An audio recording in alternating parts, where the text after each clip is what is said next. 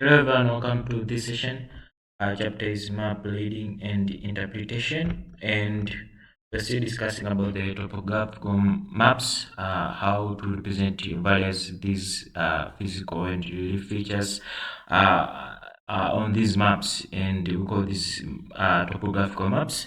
So far in our previous video, we saw some of the contour lines for various of the features, these relief or physical features. So today let's move on to the other features, uh, such as the valleys. So we'll see how these valleys they can be shown in these topographical maps. Uh, a valley simply this is a elongated depression sloping towards a drainage basin, maybe such as a sea, lake, or swamp, and it may contain water or may be dry.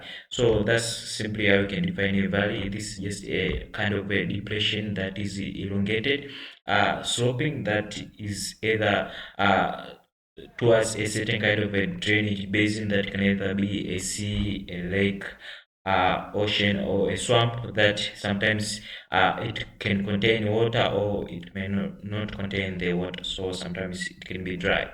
Now, on the topographical map, the contours indicating a valley, they form a kind of a V shape. So that's how you can see the valleys in these topographical maps. You may know the valleys in these topographical maps by seeing these V-shaped kind of the contours. Now the apex, that is the sharp end, it is usually points towards the higher ground, and the contours that open out towards the lower ground. Now, the pattern of the contours also shows the valleys at different kinds of stages of development. We discussed the kinds of valleys when we were discussing about these features previously in our last sessions. So, a valley in its youthful stage is shown by contours that are very close or that are packed together. So that's a valley at a youthful stage. Now the gap between the contours it becomes progressively wider as the valley reaches its mature stage, and it eventually reaches to the old stage. So the contours they can describe the kinds of valleys at the various these stages of development.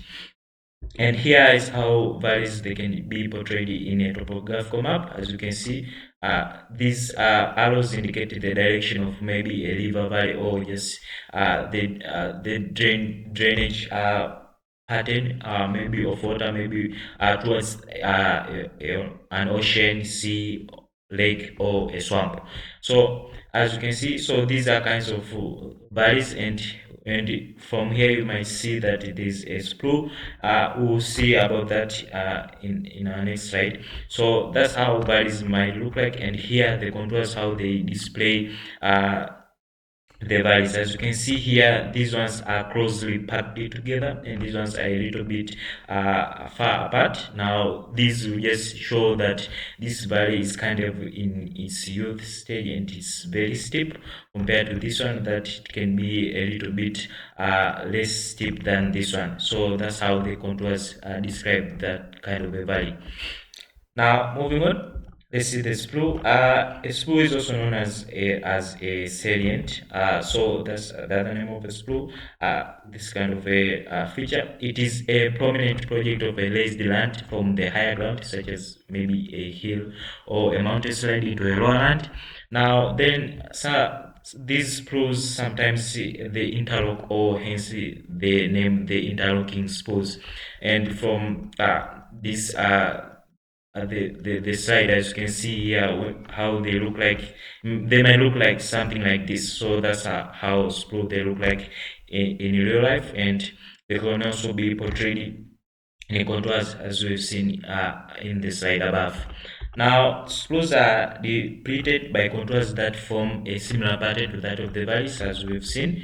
So the difference is that in the case of the sprues, the apex of the V shape of the contours towards the lower ground, and the V opens just towards the higher ground, as you've seen in the figure.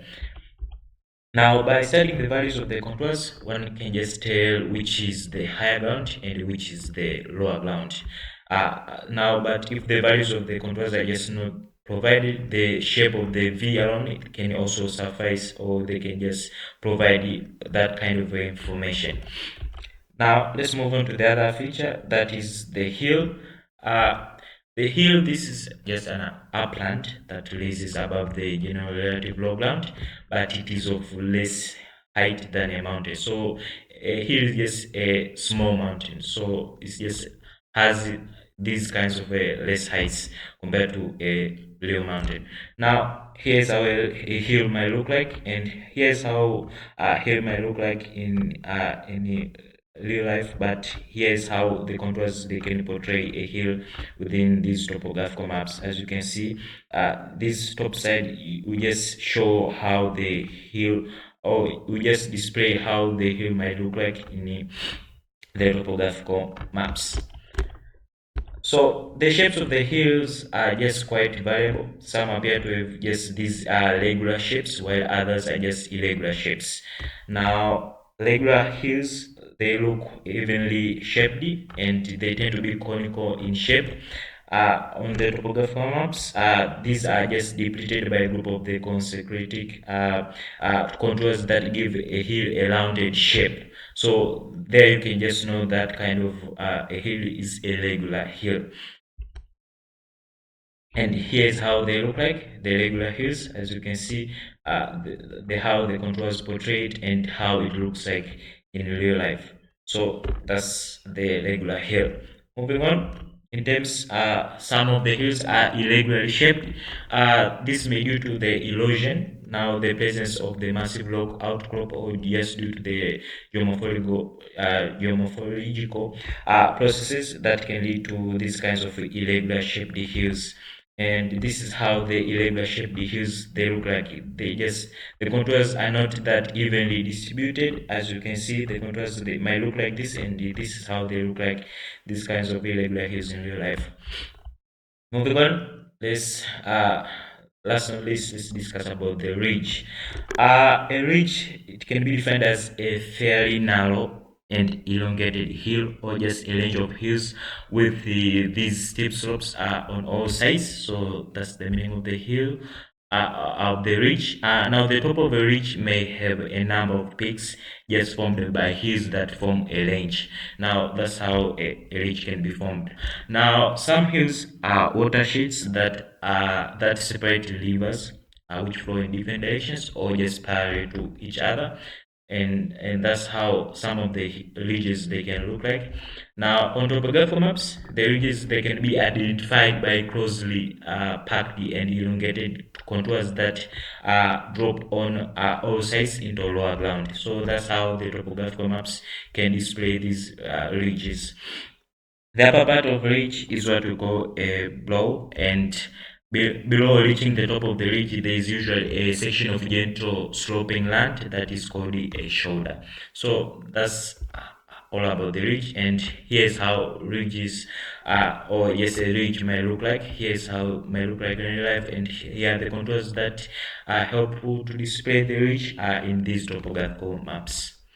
So that's all I have for this session of the Scribe University discussing about these topographical maps. So far, we've covered some of the features that can be displayed these topographical maps with their various contours, how they may look like in the topographical map. We've seen the valleys, the ridge, the spruce. So all that's all clear, and thank you.